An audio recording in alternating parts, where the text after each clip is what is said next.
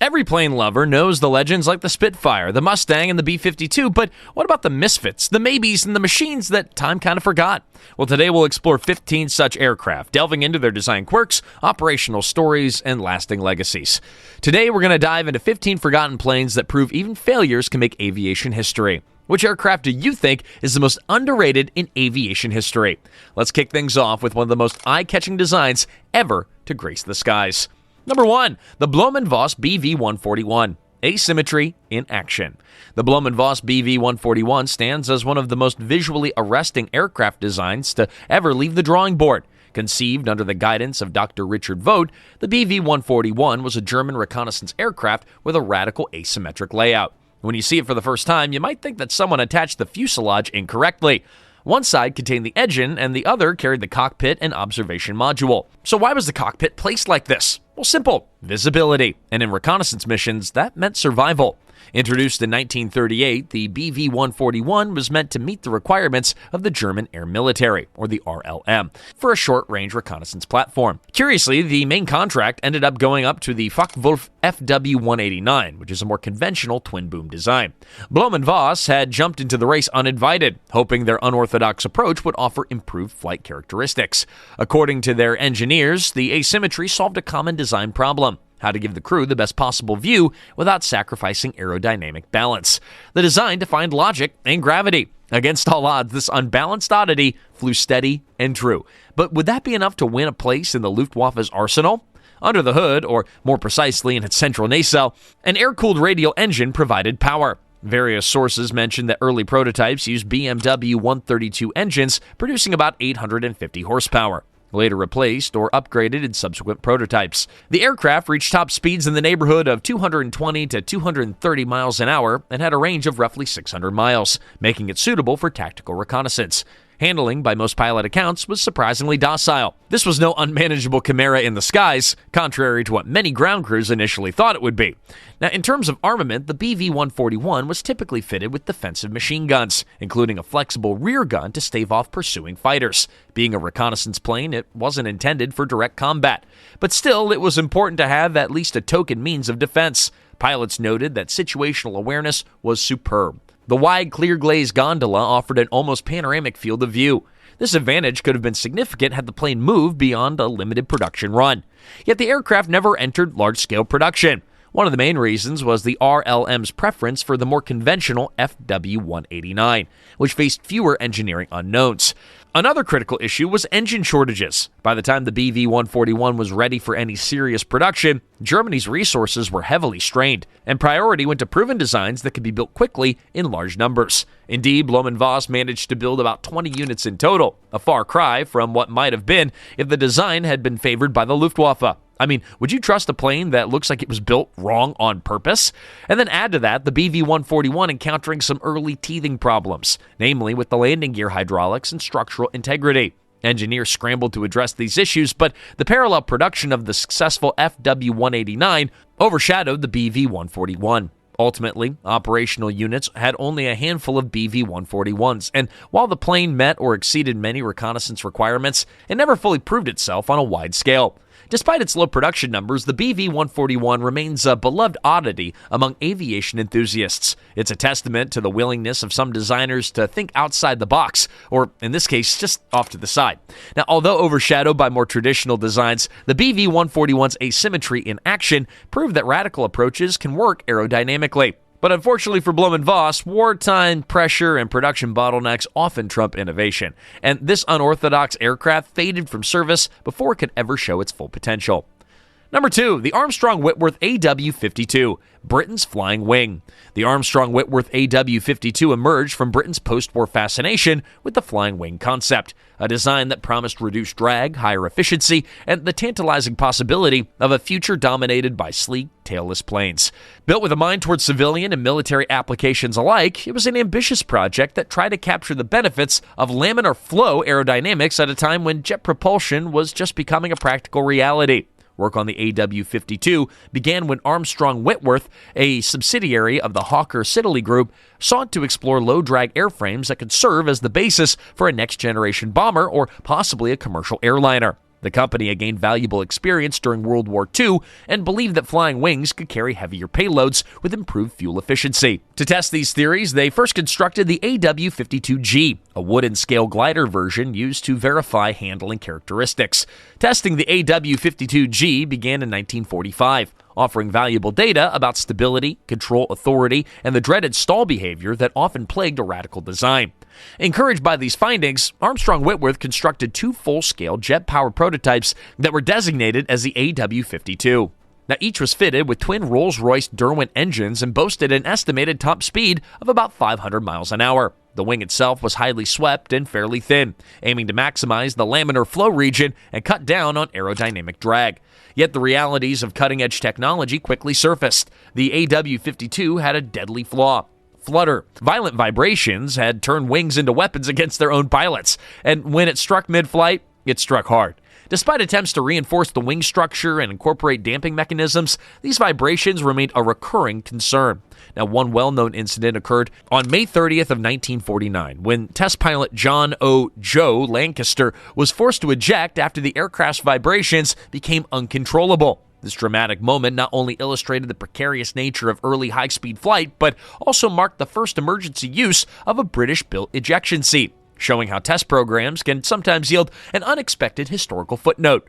But beyond flutter, the tailless designs struggle with pitch stability. Conventional aircraft rely on horizontal tail surfaces for control and stability, while flying wings offer aerodynamic advantages and also remove a convenient piece to put control surfaces. To manage pitch, Armstrong Whitworth used elevons, which is a combination of elevators and ailerons on the trailing edge of the wings. Now, early flight showed that fine-tuning pitch control was a bit tricky, and while the design team did make strides, the aircraft never achieved the easy handling associated with more conventional layouts. Despite the hurdles, the AW-52 gave British aeronautical engineers reams of data on laminar flow, aeroelasticity, and advanced control systems.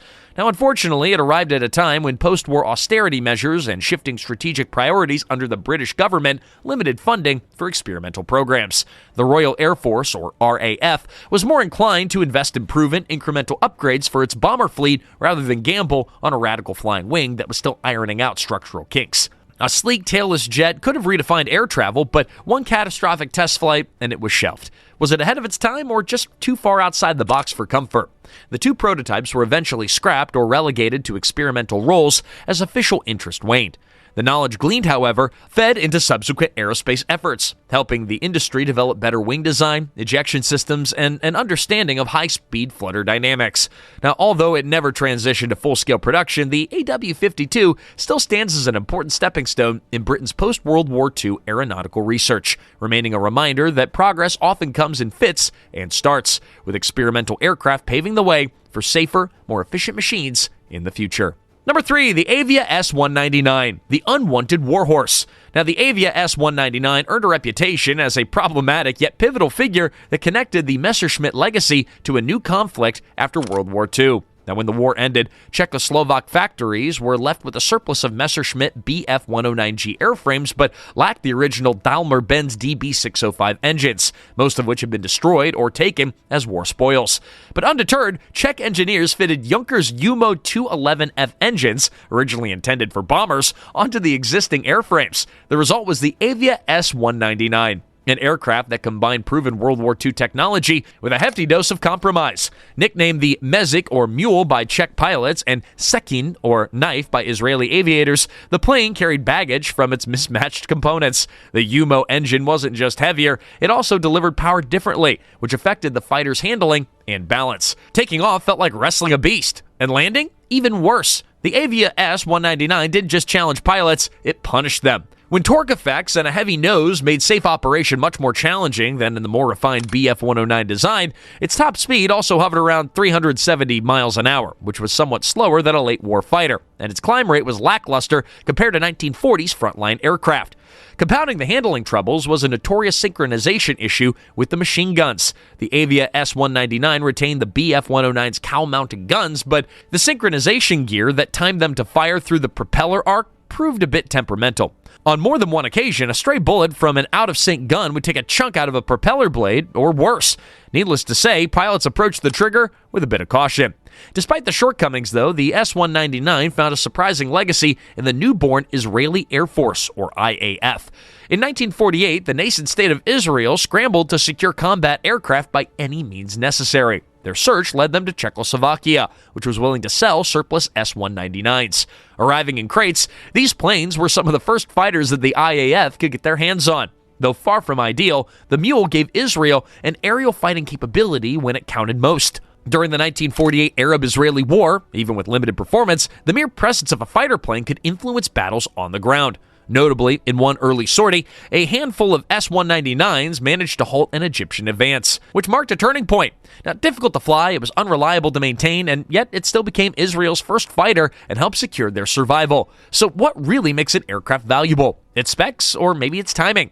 The plane's service in Israel wasn't without heartbreak, though. Operational losses were high due to accidents and combat attrition. Pilots had minimal training time and often had to figure out the aircraft's quirks on the fly. Literally. Now, still, the S-199 helped lay the foundations for what would become one of the most formidable air forces in the world. Over time, the IAF upgraded to better equipment, including Spitfires and later French and American jets, relegating the S-199 to a brief but crucial cameo. Back in Czechoslovakia, the S-199 served with the newly formed post-war Air Force, providing a stopgap measure until more modern fighters could be acquired. Production figures vary, but it's believed that a few hundred were built before the type was finally retired. Many pilots sighed in relief as the Mule trotted into the history books. In historical hindsight, the Avia S-199 is a classic example of making do with just what you have. It encapsulates the desperation of early post-war air forces that repurposed leftover German technology in the absence of a better option. Though widely considered one of the worst versions of the Bf-109 lineage, it nevertheless played a pivotal role in one of the 20th century's defining conflicts. That alone secures its place among aircraft that, for better or worse, changed the course of history. Number 4, the Boulton Paul Defiant, misguided innovation. The Boulton Paul Defiant was Britain's bold attempt to create a turret fighter that was capable of tackling enemy bombers without the need for forward-firing guns. At a glance, the Defiant resembled the Hawker Hurricane, another iconic British fighter, until you noticed the lack of guns in the wings and the conspicuous turret behind the pilot. And the idea was that attacking bombers would be swarmed by Defiants firing broadsides from rotating turrets, negating the need for dive or head-on attacks. Now, when the Defiant entered service in 1940, RAF planners believed that Britain would face waves of unescorted German bombers, which the turret fighter concept was theoretically well-suited to defeat. In the opening stages of the Battle of Britain, there was a fleeting period where this tactic worked. German pilots, mistaking the Defiant for a Hurricane, made the mistake of attacking from the rear, only to face the turret's concentrated machine gun fire. This initial element of surprise led to some victories that inflated hopes for the aircraft's prospects. However, that honeymoon ended abruptly. The secret was out, and the hunter became the hunted. With no forward guns, the Defiant was helpless against head-on assaults. The Luftwaffe tore through them, and the turret system added weight and drag, making the Defiant slower and less maneuverable than single-seat fighters. Its operational ceiling and climb rate lagged behind its contemporaries, further exacerbating its weaknesses. Attrition soared as the Luftwaffe systematically exploited these shortcomings. A fighter with no forward guns, who thought that was a good idea? But when it worked, oh, it really worked. So was it a failure of design or a failure to adapt? Recognizing the mounting losses, the RAF withdrew the Defiant from frontline daytime service, but that wasn't the end of the story. The aircraft pivoted to a new role as a night fighter, where the turret concept found limited utility in intercepting German bombers under the cover of darkness. Equipped with early radar technology, like the AI Mk4 system, the Defiant achieved modest success in the nighttime skies of Britain. Now, pilots could approach from behind and below, where the bomber's defensive armament was minimal, and let the turret then do its work. Still, as radar technology advanced and planes like the Bristol Beaufighter and de Havilland Mosquito came on the scene, the Defiant days were numbered.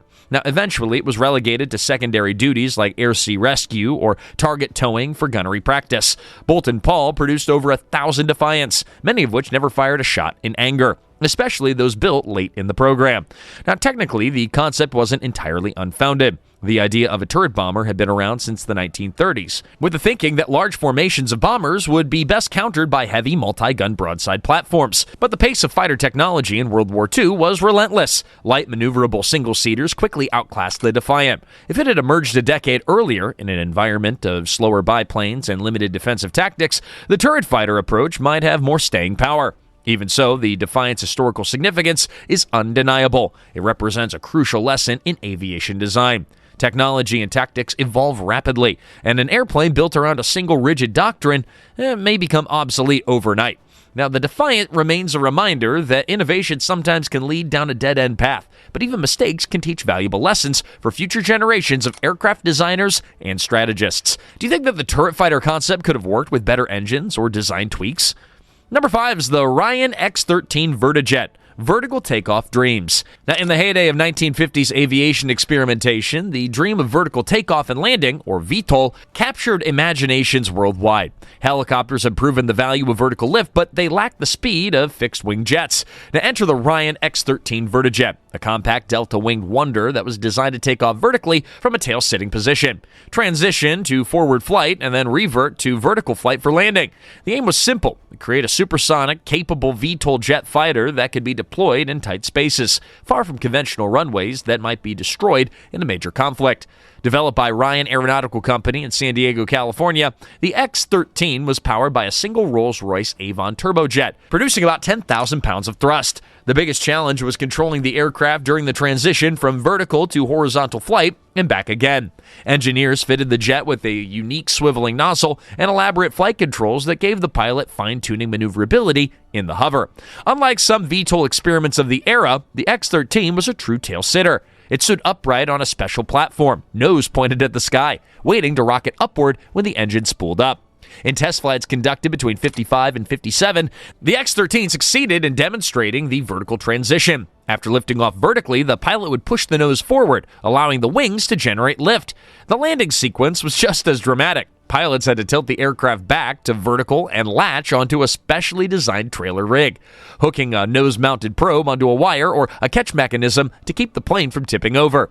Now, although the flights were spectacular for onlookers, the X-13 faced significant obstacles. The dream of vertical flight came with a price: control. Now, one wrong move and the X-13 wouldn't just fall, it would plummet. It also lacked the range and payload capacity to be a practical fighter. Lastly, by the late 1950s, the focus on military research had begun to shift to ballistic missiles and space technology. The resources and budget for developing a complex VTOL fighter started to dwindle, and the Ryan X-13 program eventually was canceled. A jet that could launch vertically and hover like a helicopter. I mean, what's not to love? Yet it ended up a museum piece. Is there such a thing as too ambitious? While it never did see operational service, the X-13 did prove that vertical takeoff with a tail-sitting jet wasn't just a pipe dream, and it paved the way for future research, including modern jump jets like the Harrier and tilt-rotor aircraft like the V-22 Osprey. It also emphasized the challenges, both technical and operational, that comes with designing an aircraft expected to perform equally well in radically different flight regimes. In all seriousness, the Vertijet was a small plane that managed a massive engineering feat. Its legacy remains an important chapter in the story of post-World War II aviation daring. Number 6 is the Fairey Battle, doomed from the start. The Fairey Battle was intended to spearhead the Royal Air Force's modernization in the late 30s. Equipped with a Rolls-Royce Merlin engine and a sleek monoplane design, it replaced an older generation of biplane light bombers. On paper, it was an advancement. The Battle boasted greater speed, a more aerodynamic frame, and the promise of effective ground attack capabilities. The Fairey Battle entered combat with one cruel reality: it was already obsolete, slow, underarmed, and unprepared for the hell of modern air warfare. The main problem was its single-engine layout trying to shoulder a bomber's role. Now, even with the mounted Merlin engine generating about 1,000 horsepower, the aircraft's weight and intended bomb load meant that it was dangerously slow once loaded up. With a maximum speed of only about 240 miles an hour and limited defensive armament, usually a single forward-firing machine gun and one in the rear cockpit, the Battle stood little chance against the Luftwaffe's Bf-109 fighters or even flak from the ground. The harsh reality was laid bare during the Battle of France in May of 1940. Fairey battles were deployed in desperate attempts to halt advancing German columns. On missions like the infamous attack on the Sedan bridgeheads, entire squadrons suffered catastrophic losses. Crews bravely pressed home attacks at low altitude, only to be cut down by anti-aircraft fire or swarmed by enemy fighters. The aircraft garnered a grim reputation among pilots, who realized that any mission deep into contested skies was often a one-way ticket. But nevertheless, the Fairey battle had a second act as a trainer. After its dismal performance in the frontline service, the RAF moved it it to training fields across Britain and the Commonwealth. Its burden of heavy bomb loads made it a useful platform to teach new pilots the basics of navigation, bombing, and gunnery. Many Canadian and Australian pilots cut their teeth on battles under the British Commonwealth Air Training Plan, which earned it a place in the broader Allied war effort away from the front lines. Now, technically, the Battle wasn't a flawed design in the sense of being unstable or poorly engineered. Its shortcoming was more about a misaligned concept, a light single-engine bomber that was effectively obsolete the moment modern fighters and better anti-air systems emerged. Despite these failings, it played a part in bridging the gap from biplane bombers to faster, more sophisticated machines. By the end of the war, multi-engine designs like the Mosquito and Wellington, well, it overshadowed it entirely, relegating the Battle to the history books as a cautionary tale about staying ahead of the technology curve. Number 7's the Brewster Buffalo, misunderstood and maligned. Now, the Brewster F-2A Buffalo was the first monoplane fighter to enter service with the U.S. Navy, making it a groundbreaking design upon its introduction in the late 1930s. Initially, it looked promising. The Buffalo featured an all-metal mid-wing design, retractable landing gear, and powered by a Wright Cyclone radial engine that generated about 1,200 horsepower. Armed typically with 4 machine guns, it seemed like a suitable replacement for older biplane fighters. However, as World War II broke out, the Buffalo found itself rapidly outpaced by Japanese fighters like the Mitsubishi A6M0. The plane's relative underpower, combined with production quality issues at Brewster's factories, led to reliability concerns. Despite a maximum speed of about 320 miles an hour, respectable of a pre-war fighter, the Buffalo's climb rate and maneuverability lagged behind what frontline pilots really needed. Then there was a matter of weight. Modifications requested by different air forces, like adding armor plating or heavy weaponry, further eroded its performance. The U.S. experience with the Buffalo in places like Midway was disastrous, resulting in heavy losses to the faster, more agile Japanese aircraft. Marine Corps pilots who flew the F-2A3 variant were especially vocal in their criticisms, calling the Buffalo a flying coffin. Many of these planes were soon replaced by the more capable Grumman F-4F Wildcat. But here's another side of the Buffalo story. Finland, locked in conflict with the Soviet Union during the Continuation War, received about 40 ex-USN and ex-British Buffaloes, export variant B-239. In the hands of skilled Finnish pilots, and in a theater where Soviet fighters often included older designs, the Buffalo shone. The cold climate also favored the radial engine's reliability, and Finnish ground crews maintained the aircraft meticulously. The Pacific skies called it a flying coffin. In Finland, it became a legend. Same plane, different war, and astonishingly different results.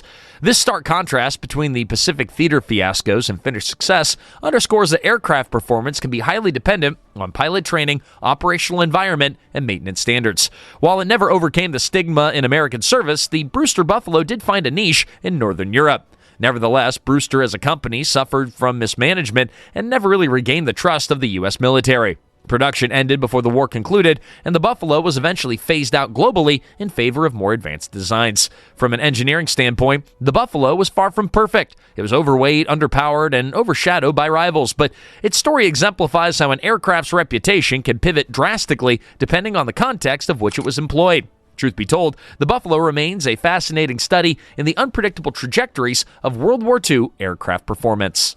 Number 8 is the Fairey Fulmar, the naval stopgap turned reliable workhorse. The Fairey Fulmar often stands in the shadow of more renowned British fighters like the Spitfire or Hurricane, but this naval aircraft played a critical role for the Fleet Air Arm during some of the most pivotal maritime operations of World War II. Now, its genesis came from a failed bomber prototype that lost out to the Hawker Henley in a pre-war competition. Fairey decided to adapt the design into a long-range, 2-seat fleet fighter, betting that a supercharged Merlin 8 engine and an 8.303 caliber machine guns could hold its own in naval engagements. First flying in early 1940, the Fulmar possessed a wingspan of just under 47 feet and could reach speeds of around 265 miles an hour, a figure that paled in comparison to the single-seat Spitfires that could push past 350. Yet speed wasn't everything on the high seas. The Fulmar needed excellent range to protect convoys and project air power from carriers and far-flung theaters. Capable of flying up to 750 miles on internal fuel, the aircraft offered the Royal Navy a robust aerial presence where land-based fighters simply couldn't reach. Early service with number 806 Squadron in the Mediterranean tested the Fulmar's mettle. Now, pilots found it very easy to fly and praised its stable platform for gunnery, especially helpful with a second crew member that could handle navigation and radios. Against Italian bombers, the Fulmar scored enough victories to boost morale, but encounters with more advanced Luftwaffe fighters highlighted its shortcomings in agility and speed. Still, the design pressed on. primarily tasked with convoy defense, reconnaissance, and interception of maritime threats. The Fulmar was instrumental in supporting the famed raid on the Italian fleet at Taranto in 1940. It provided essential scouting and cover. It also contributed to the hunt for the German battleship the Bismarck in 1941, proving its worth even if overshadowed by bigger headlines. Later variants like the Fulmar Mk2 tinkered with improved Merlin engines and minor aerodynamic tweaks, but the aircraft remained fundamentally a stopgap solution in the Royal Navy's quest for a dedicated carrier fighter. As the war evolved, more capable naval fighters like the Supermarine Seafire, Hawker Sea Hurricane, and Grumman Martlet, or the Wildcat, joined the fleet air arm. The Fulmar, for its part, transitioned to night fighter duties and service on catapult aircraft merchant ships, or CAM ships, that launched fighters via catapult to protect Atlantic convoys. By 1942 and 43, it was mostly outclassed as a frontline fighter, but it did serve with grit and reliability during Britain's darkest hours. That reliability became a hallmark of the Fulmar. It was never the flashiest or the fastest, but it got the job done. Now, from an engineering perspective, the Fulmar showcased Fairey's ability to adapt a pre-war design for urgent wartime needs. It was robust, with a foldable wing configuration for carrier stowage, and it offered a decent blend of range, armament, and simplicity. Though overshadowed by more glamorous aircraft, its contributions to maritime warfare were tangible and significant. That being said, the Fulmar's legacy is one of steadfast service, reliable, if not remarkable, and integral to the naval battles that shaped the outcome of World War II. Number 9 is the Focke-Wulf Fw 200 Condor, the scourge of the Atlantic. The Focke-Wulf Fw 200 Condor holds a special, if dreaded, place in World War II lore. Designed for luxury, turned into terror. Churchill called it the scourge of the Atlantic. For Allied convoys, it was a 4-engine nightmare. Originally conceived as a long-range commercial airliner in 1937, the sleek 4-engine aircraft found a second life as a maritime patrol plane for the Luftwaffe. With a wingspan of nearly 108 feet, it was capable of covering vast distances, enough to threaten Allied convoys in the middle of the Atlantic, where escorts were scarce during the early years of the war. Adapted for military service, the FW-200 gained bomb racks, defensive machine gun turrets, and sometimes even a 20mm cannon in the nose. Early variants could carry up to 2,200 pounds of bombs, and some later versions integrated various forms of radar for improved reconnaissance. Condors would spot Allied shipping and coordinate attacks with U-boats or launch their own strikes, at times claiming thousands of tons of merchant shipping every month. This havoc led Churchill to single it out as a particularly dangerous menace. Yet the plane's origins as a civilian airliner also introduced design compromises. The fuselage structure was not built to endure the high-stress maneuvers of combat missions or repeated exposure to anti-aircraft fire. Hard landings or abrupt pull-ups could cause major structural damage, sometimes even fracturing the plane's spine. Now, ground crews patched them up as best as they could, but the stress took a toll on reliability and safety. Additionally, once the Allies began fielding carrier-based fighters and improved anti-submarine measures, Condor losses escalated. Production numbers hovered around 276 aircraft, and as the war shifted in the Allies' favor, Condors became less effective. Escort carriers started accompanying convoys, provided a protective screen of fighter aircraft that could intercept the Condors long before they dropped bombs or radioed U-boat positions. Moreover, Allied radar technology advanced rapidly, making it easier to track and target intruding German patrol planes. Despite the setbacks, though, the FW-200 continued performing various roles, transporting high-ranking officials, excavating wounded soldiers, and ferrying supplies.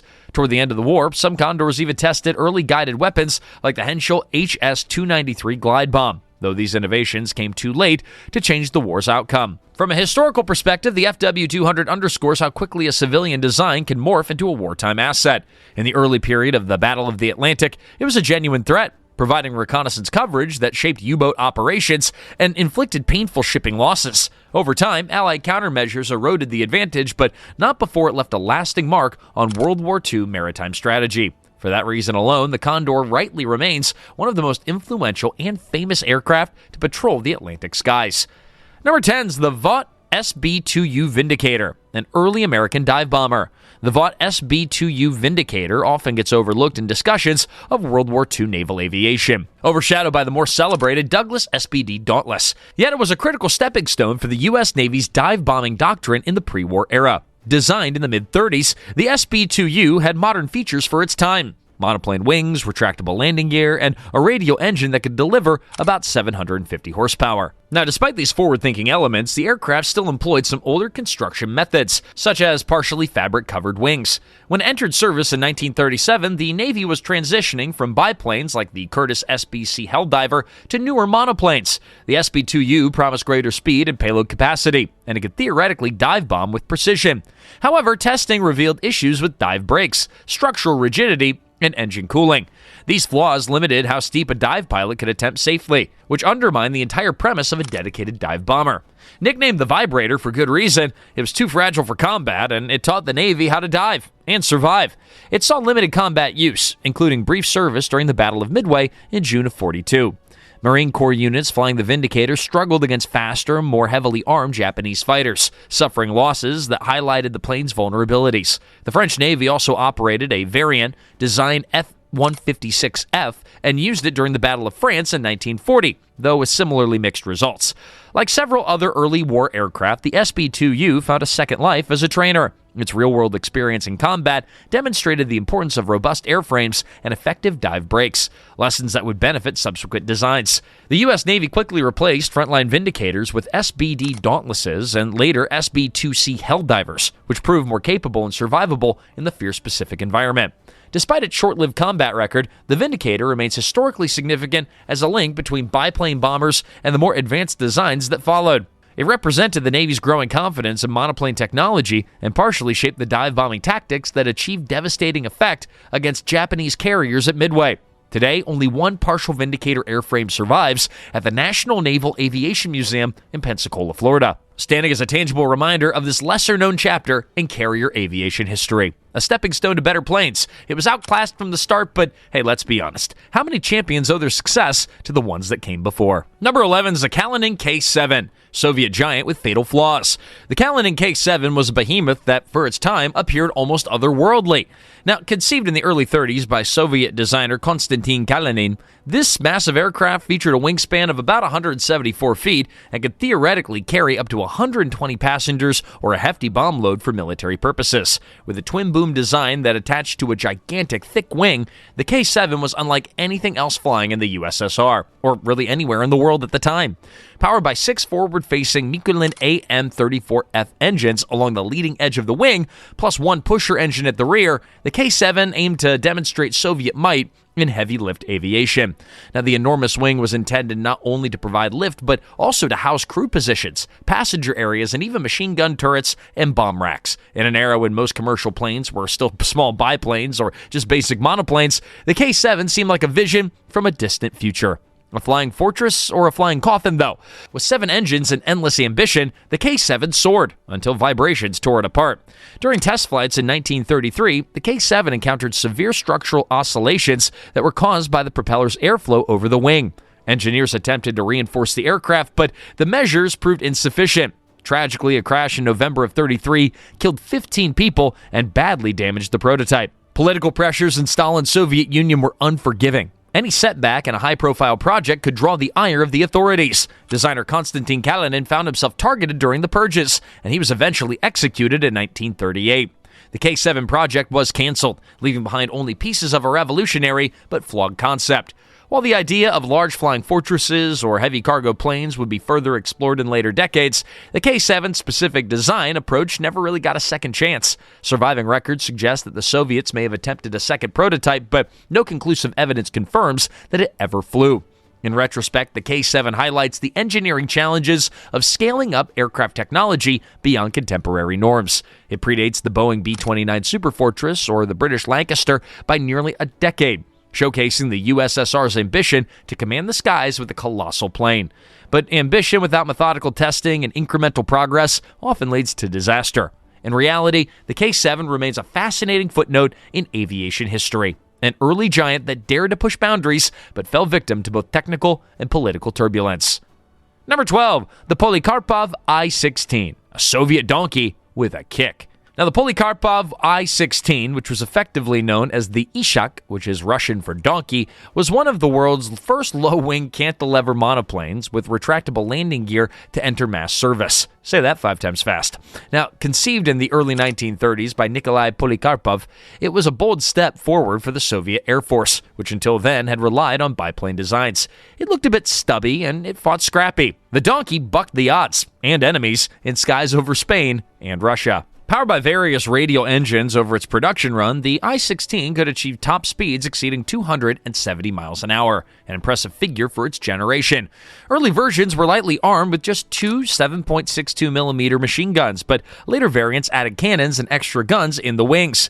The enclosed cockpit and retractable landing gear were advanced features, though they made maintenance trickier for ground crews that were used to simpler biplanes. The I-16 saw combat even before World War II. During the Spanish Civil War, Soviet pilots and Republicans found it effective against older German and Italian biplanes, leading Adolf Galland to later remark on its formidable presence in that conflict. However, as more advanced fighters like the Bf-109 appeared, the I-16's disadvantages, like poor high-altitude handling and limited firepower, became glaring. In the Soviet conflicts against Japan at Kalinin Gol, and later during Operation Barbarossa, the type suffered heavy losses to more modern enemy aircraft. Still, Soviet aces learned to exploit the I-16's strong suits, like its quick roll rate and respectable climb. Pilots who mastered its quirks could hold their own in a dogfight, especially at a lower altitude. The plane also served as a platform for testing rocket armament and other upgrades, showcasing the USSR's willingness to innovate under fire. Production eventually gave way to newer designs like the Yak-1, MiG-3, Lag-3, and others, but the I-16 still remained in some form of service until about 1943. Short, stubby, and pretty easy to underestimate, until you faced it in a dogfight. Isn't it always the underdog that surprises you the most? Well, from a historical standpoint, the I-16 was a technological leap for the Soviet aviation units. Its introduction compelled rival nations to rethink their own fighter designs, and that contributed to an arms race in the skies of Europe and Asia. While overshadowed by more modern successors, the stubby little donkey proved that the future of fighter aviation belonged to low-wing, retractable gear monoplanes. That legacy cements the I-16's place among aircraft that shaped the frantic developments leading up to World War II. Number 3 is the Caproni Ca.60 Noviplano, Italy's 9-winged dream. Now, few aircraft can rival the Caproni Ca.60 Noviplano for sheer visual absurdity. Nicknamed the Capronissimo by some enthusiasts, the 1921 flying boat boasted no fewer than 9 wings, arranged in 3 sets of triplanes stacked atop its fuselage. Conceptualized by Italian aviation pioneer Gianni Caproni, the Ca.60 was intended to carry up to 100 passengers across the Atlantic, long before such a commercial flight like that was feasible.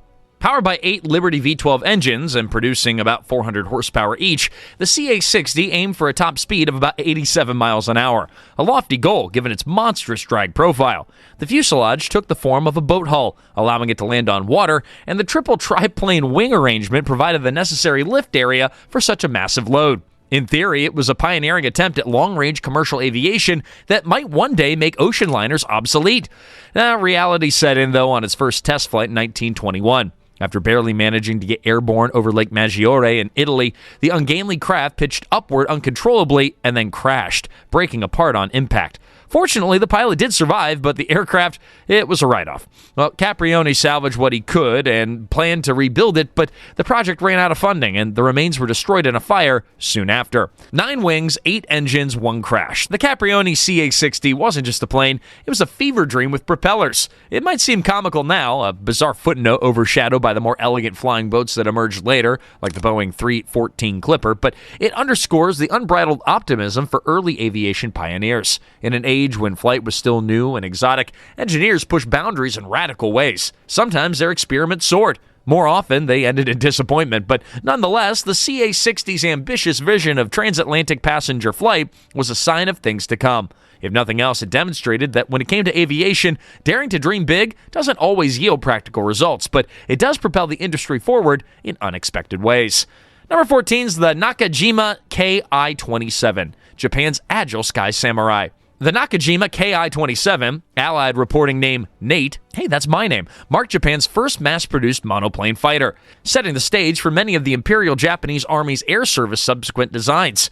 Now, introduced in the late 30s, the Nate was powered by the Nakajima HA-1B radial engine that produced about 710 horsepower. With a top speed of about 290 miles an hour, it wasn't the fastest fighter of all time, but it excelled in dogfights thanks to its lightweight construction and superb maneuverability.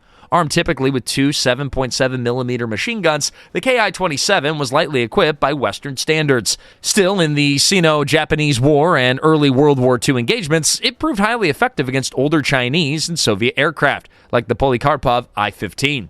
Now, pilots praised its tight turning radius and responsive controls, qualities that resonated with Japan's traditional emphasis on close-range dogfighting. During battles in the skies over China, Ki-27s frequently achieved a favorable kill ratio. However, as the conflict progressed, more advanced options like the P-40 Warhawk emerged, and the Ki-27's light armament and lack of armor became lethal liabilities.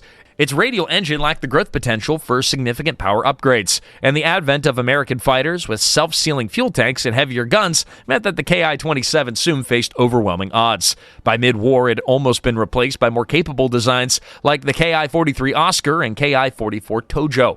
Still, the Ki-27 remained in service in secondary roles. Some were used in training units or as kamikaze aircraft in the war's desperate final stages. Despite its eventual obsolescence, the Ki-27 stands as a historically important aircraft, illustrating Japan's early war air doctrine of speed, maneuverability, and pilot skill over armor and heavy firepower. Its success in the early campaigns also provided many Japanese aces with valuable combat experience, shaping the course of aerial warfare in the Pacific. Number 15 is the Avro Anson, from Coastal Guardian to trainer extraordinaire. The Avro Anson, nicknamed Faithful Annie, was a British twin-engine aircraft widely used during World War II and beyond. Originally developed as a commercial light transport as the Avro 652, it was quickly adapted for military service in the mid-30s when the RAF needed a maritime patrol plane. Early models carried a crew of 3 to 4 with modest armaments, a forward-firing machine gun in the nose, and a manually operated turret gun on top of the fuselage. Now, during the early stages of World War II, the Anson patrolled British coasts, hunting U-boats and escorting convoys across the North Atlantic. Though hardly a terror to faster or better-armed adversaries, it still proved reliable enough to handle routine reconnaissance duties. Its maximum speed hovered at about 188 miles an hour, and it had a range of about 790 miles, offering decent coverage for coastal missions. Eventually, the Anson became outclassed in frontline roles, replaced by more capable aircraft like the Lockheed Hudson and Bristol Blenheim for maritime work. However, its docile handling and stable flight characteristics made it an ideal trainer for pilots, navigators, and gunners under the massive British Commonwealth Air Training Plan.